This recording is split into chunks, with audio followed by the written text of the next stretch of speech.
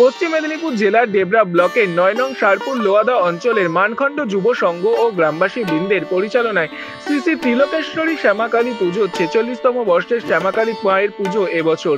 প্রতি বছর মায়ের মাটির মূর্তি নির্মাণ করে তারপরে পুজো করা হতো এই দেবীর।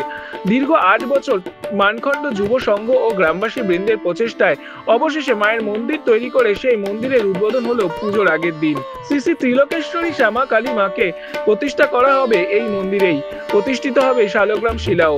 লোয়াদা বাজার থেকে মানখণ্ড পর্যন্ত বর্ণাঢ্য শোভাযাত্রা চলেছে এই দিন। পুজোর দিনগুলিতে থাকবে বিভিন্ন সাংস্কৃতিক ও সামাজিকমূলক কর্মসূচি। এখানে পুজো হচ্ছে 1387 সাল থেকে। তখন আমরা এমনি লোকের কাপড় চুপড় চেয়ে ব্যবসা করতাম, কাপড় প্যান্ডেল সাজাতাম। তখন ব্যবসা ছিল না, বুঝতে পারছেন।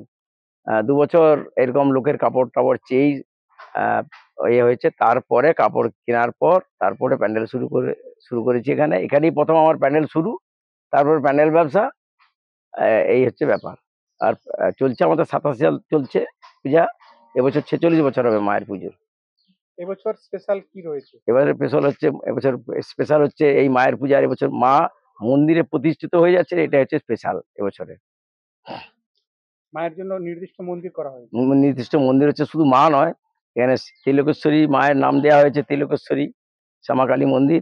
ত্রিলোকেশ্বর শিব, রাধাকৃষ্ণের মন্দির হয়েছে, আর মনসা হয়েছে, পদ্মাবতী মনসা হয়েছে, এবারে গঙ্গা হয়েছে, পতিতপাবনী গঙ্গা হয়েছে, এবং বড় ঠাকুর শনিদেবের মন্দির হয়েছে প্রতিষ্ঠিত একসঙ্গে। সহযোগিতা এই মন্দিরের সহযোগিতা গ্রামবাসীর প্রায় আছে, সকলের কম বেশি সকলেরই আছে, যার যেমন সামর্থ্য।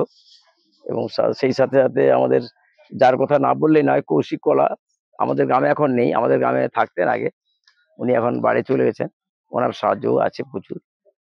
ডেবরা থেকে নিজস্ব প্রতিনিধি রিপোর্ট, এনএম নিউজ। আরও খবরের আপডেট পেতে সাবস্ক্রাইব করুন আমাদের ইউটিউব চ্যানেলটি আর বেল আইকনে ক্লিক করুন নোটিফিকেশনস পেতে।